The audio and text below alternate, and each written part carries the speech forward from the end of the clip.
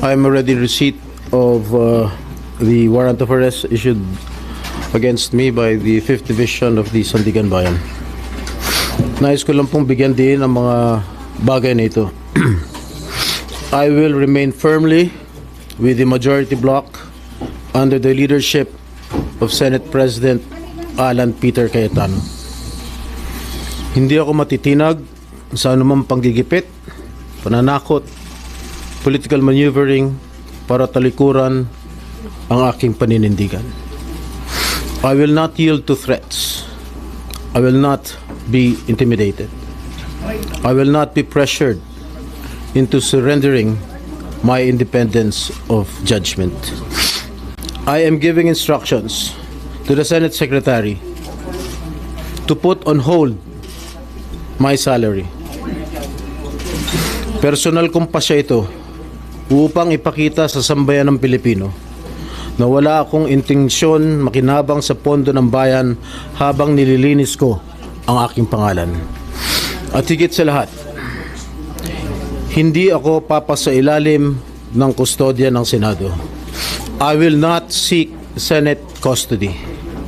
Hindi ko gagamitin ang Senado bilang panangga laban sa mga aligasyon sa akin. Nakahanda akong ipagtanggol ang aking sarili sa hukuman at hindi ako magtatago sa likod ng institusyong ito upang umiwas sa proseso. Ipagtatanggol ko hanggang sa huli ang aking sarili para patunayan na walang batayan ang mga paratang sa akin. Kalokohan ang lahat na ito. Mismo ang Senate Legislative Budget Research and Monitoring Office o LBRMO ang nagsabi sa Ombudsman na wala silang anumang dokumento o record na nagpapakita na ako ay nagpasok ng anuman insertion sa 2025 national budget.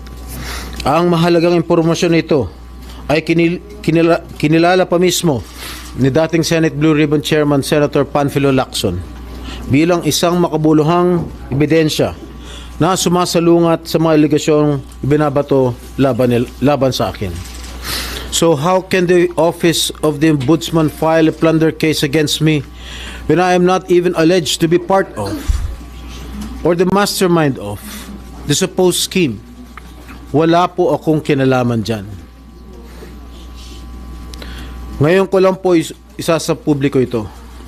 Maraming beses po ako inalok na talikuran ang independent majority bloc kapalit ang pagbabasura sa aking kaso. Ngunit hindi ko po ito tinanggap. Mas nanaig ang paninindigan ko na ako'y manatili sa hanay ng mga kasamahan ko sa independent majority bloc. I stand my ground. Ngayon kung tatanungin niyo kung sino sila, abangan ninyo ang susunod na kabanata.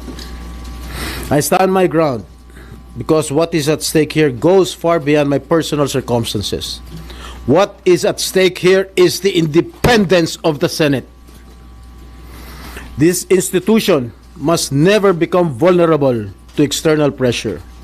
It must remain free from political coercion, free from undue influence, and free from any scheme designed to weaken its constitutional role as a co-equal and independent branch of government. If this is the price I must pay for the decisions I have made and the principles I have chosen to uphold, then I am prepared to face the consequences, however difficult they may be, especially for my family.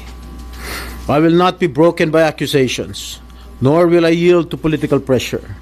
I will meet these charges head on, defend my honor through due process, and place my faith in the truth. I will be proceeding now to the CIDG to voluntarily surrender myself. Maraming salamat po. Napakasinungaling nitong taon to.